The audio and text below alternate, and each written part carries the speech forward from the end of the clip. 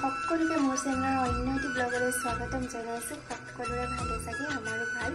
আৰু ছোৱালীৰ বাৰ্থডে 28ত খুব ধুনীয়াকৈ উদযাপন হ'ল। আপোনালোকে ব্লগবিলাক দেখিছে চাগে, যিসকলে চোৱা নাই কাইণ্ডলি চাব। ব্লগবিলাক বহুত বেছি ধুনীয়া হৈছে আৰু আপোনালোকক অশেষ ধন্যবাদ। আপোনালোকে ইমান বেছি শুভেচ্ছা মানে ৰাতিপুৱাৰ পৰা গোটেই দিনটো মোৰ একদম ধুনীয়া কৰি দিলে, ইমান বেছি ভাল লাগিলে। তাক ইমান মৰম আৰু শুভেচ্ছা দিয়াৰ বাবে মোৰ ফালৰ পৰা একদম আন্তৰিক অভিনন্দন আপোনালোক সকলোকে। আপোনালোকক মই পাৰ্চনেলি সকলোকে ৰিপ্লাই দিব পৰা নাই, কিন্তু মই সকলোকে মোৰ ফালৰ পৰা ইউটিউবৰ জৰিয়তে মোৰ ইউটিউব ফেমিলিৰ সকলোকে মই আন্তৰিক অভিনন্দন জ্ঞাপন কৰিছোঁ। আপোনালোকো সুখে থাকক আৰু জুন মাহত যাৰ যাৰ বাৰ্থডে আছে সকলোকে মোৰ ফালৰ পৰা, মোৰ ফেমিলিৰ ফালৰ পৰা হেপী বাৰ্থডে। সকলো ভালে থাকক, মোৰ ছোৱালীৰ দৰে আপোনালোকো ভালে থাকক। আৰু এইখিনি মোৰ অল টাইম ফেভৰেট ফ্লাৱাৰ, ইমান বেছি ভাল লাগে। এমাজনৰ পৰা অৰ্ডাৰ কৰিছিলোঁ যে, বহুত দিন হ'ল অৰ্ডাৰ কৰা, কিন্তু ইমান বেছি ধুনীয়া হৈছে। চাওকচোন, 1 year মানে হ'ল আজি কিনা লিখা হৈ আছে। বহুত বেছি ধুনীয়া লাগে দেখি আছে। এটা বল বল টাইপত আছে আৰু এইটো এটা খুব ধুনীয়া। যিহেতু সামাৰ ভেকেশ্যন চলি আছে, গতিকে স্পেচিয়েল লাঞ্চ বনাবৰ কাৰণে মই ৰেডি কৰিব লৈছোঁ। এয়া মচুৰ দালি লৈছোঁ আৰু লগতে লৈছোঁ ঢেকীয়া শাক। একদম বহুত বেছি ভাল লাগে ন, এইকেইদিন ঢেকীয়া শাক পুৰা ধুনীয়া ধুনীয়া কোমল কোমল ঢেকীয়া ওলাইছে। আৰু লগতে পচলা কাৰ কাৰ প্ৰিয় বাৰু, মোৰ বহুত বেছিয়ে ভাল লাগে।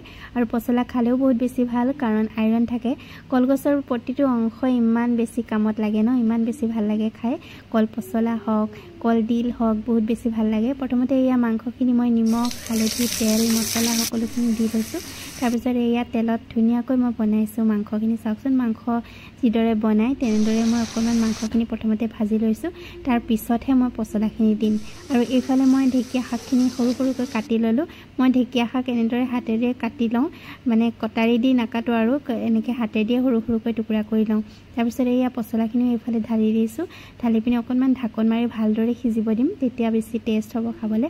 আৰু শেষত মই অকণমান জালুক এড কৰিম। পচলাত জালুক দিলে বেছি ভাল লাগে, কিন্তু বেছি জ্বলা নিদিওঁ যিহেতু গৰমৰ দিন, সেইকাৰণে। আৰু বিলাহী অকণমান দি দিছোঁ। আৰু এইফালে মই ঢেকীয়া শাকখিনিও বনাই আছোঁ। ঢেকীয়া শাকখিনি আলু দিয়া নাই, অকল ঢেকীয়া দি বনাইছোঁ। এয়া জালুক দি দিলোঁ। মোৰ পচলাও ৰেডি হৈ গ'ল আৰু এইফালে ঢেকীয়া শাকো ৰেডি হৈ গ'ল। খুব ধুনীয়া মোৰ আজি লাঞ্চ ৰেডি।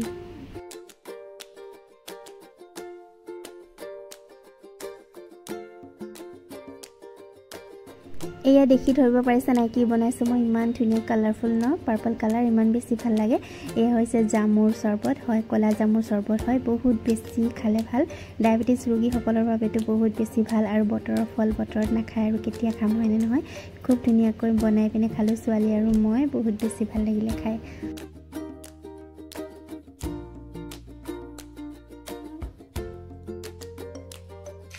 ৰাতি ডিনাৰ কাৰণে এয়া সাজু কৰিব লৈছোঁ। পাভ মাছ আনিছে। পাভ মাছ দেখিলে মানে গোগামুখত থকা দিনকেইটাৰ কথা মনলৈ আহে। ইমান বেছি পাভ মাছ খালোঁ নহয়, যেতিয়া গোগামুখত মই চাকৰি কৰি আছিলোঁ। আৰু ইমান ডাঙৰ ডাঙৰ পূৰা লম্বা লম্বা ওলাই, খাবলৈও ইমান বেছি টেষ্টি হয়। পূৰা ব্ৰহ্মপুত্ৰ হয়, বহুত বেছি ধুনীয়া টেষ্টি হয় খাবলৈ, বহুত বেছি ধুনীয়া আছিলে। সঁচাকৈ মনত পৰি যায়। ইয়াত লখিমপুৰত ইমান ডাঙৰ পাভ মাছ মোক পোৱাই নাই। ঢকুৱাখানা আৰু গোগামুখত বহুত বেছি ধুনীয়া আৰু বহুত বেছি ডাঙৰ পাভ মাছ পায়। আৰু মই ইয়াত জিকা নেমু চেপি বনাইছোঁ, খুব ধুনীয়া, খুব টেষ্টি। গৰমত পূৰা ঘামি জামি গৈছোঁ, ইমান বেছি গৰম পৰিছে ন। ৰ'দ দিলে বহুত বেছি গৰম হৈ যায়, বৰষুণ দিলে ঠাণ্ডা হৈ থাকে। আৰু মোৰ খুব ধুনীয়াকৈ এয়া ভাত সাজ ৰেডি হৈ গ'ল। মাছৰ ভজা আৰু জিকা আৰু মাছৰ নেমু চেপা জোল, বহুত টেষ্টি। ভিডিঅ'টো চাই ভাল লাগিলে লাইক এটা কৰিবলৈ নাপাহৰিব দেই।